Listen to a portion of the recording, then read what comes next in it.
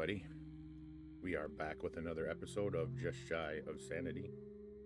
Today, our story begins in the town of Abbeville, Alabama. Abbeville, Alabama sleeps under a heavy blanket of silence. Street lamps flicker against the fog, casting long shadows across the cracked sidewalks. Locals say that after midnight, the air itself changes and it gets colder, heavier, as if the night is holding its breath. It is in this silence that she appears, a woman cloaked in black, towering nearly 7 feet tall, her figure stretched unnaturally against the dim light. Her footsteps echo like whispers, deliberate, slow, as though she knows exactly where you are. They call her Huggin Molly. She doesn't speak, she doesn't chase like other creatures. Instead, she waits. And when you wander too far from the safety of your porch, she finds you. Her arms, impossibly long, wrap around your body in a crushing embrace. It is not the warmth of a mother's hug, though, nor the comfort of a good friend. It is the suffocating grip of something that should not exist. And then comes the scream. A shrill, piercing cry that rattles your bones and leaves your ears ringing. No words, no meaning, just raw sound, as if the night itself is shrieking through her lungs. Those who have heard it say it lingers long after she vanishes, echoing in dreams, bleeding into waking hours. Parents once used her story as a warning. Don't stay out too late, or Huggin Molly will find you. But the legends, well, they have a way of outliving their lessons. What began as folklore has become something darker, a haunting stitched into the fabric of Abbeville itself.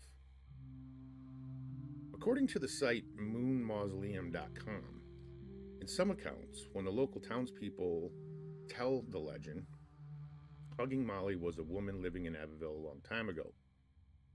She experienced a mother's worst nightmare when she lost her own child. Her grief was too much to bear and it made her mad.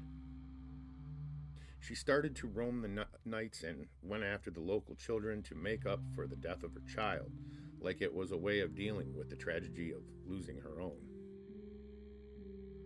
In other accounts of the legend, she was a woman who got murdered in cold blood on the very streets she is now haunting, and she's trying to fulfill something.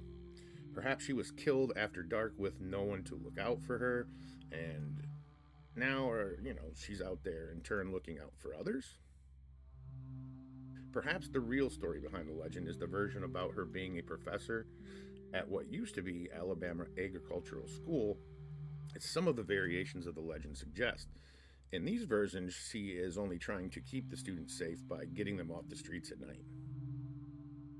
Then, according to HuggingMollies.com, Jimmy Rain, an Abbeville native and lifelong resident, grew up hearing the legend of Huggin Molly.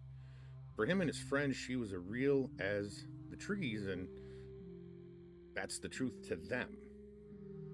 Anybody who grew up in Abbeville grew up knowing the legend of Huggin Molly, he says. If your mother or dad didn't want you to go out after dark, they'd tell you. Huggin Molly would get you. And you believed it too. One night, Jimmy and his good friend Tommy Murphy heard the story from Tommy's dad. He told them he knew Huggin Molly was real because she had sprung from the shadows and hugged him one night.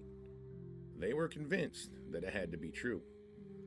To this day, hearts beat faster as the moon rises over the sky in Abbeville. Huggin Molly, dressed all in black, could show up at any time. The story is so known that there is even a restaurant named after her, according to Alabama.com. Today, Abbeville residents can remember Huggin Molly by venturing downtown and shopping at a cafe named for the phantom, Huggin Molly's.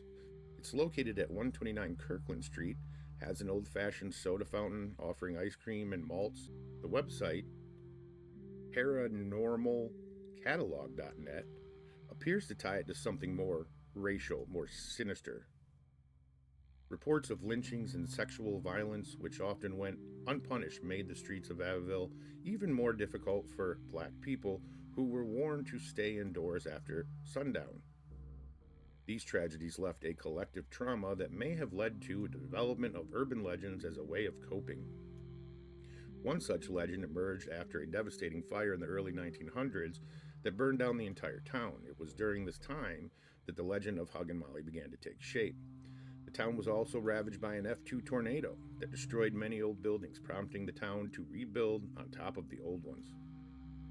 Despite the many tragedies that have befallen Abbeville, the town has persevered.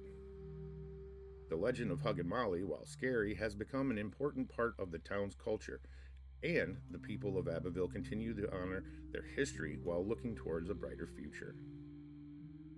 So, who or what is Huggin Molly? Always remember, with urban legends, there's a truth to be found in most of them. What is the truth with this story? Was it something racial that happened that sparked this legend? Was it the story of a mother who lost a child? Did parents make up the legend to scare kids? Did the town make up the legend to give the town a sort of kind of spooky history that might draw tourism? Let me know what you think in comments about this story. I'd be curious to hear. If you liked this video, please give me a thumbs up, like the video, help me out with the algorithm. Consider following me as well.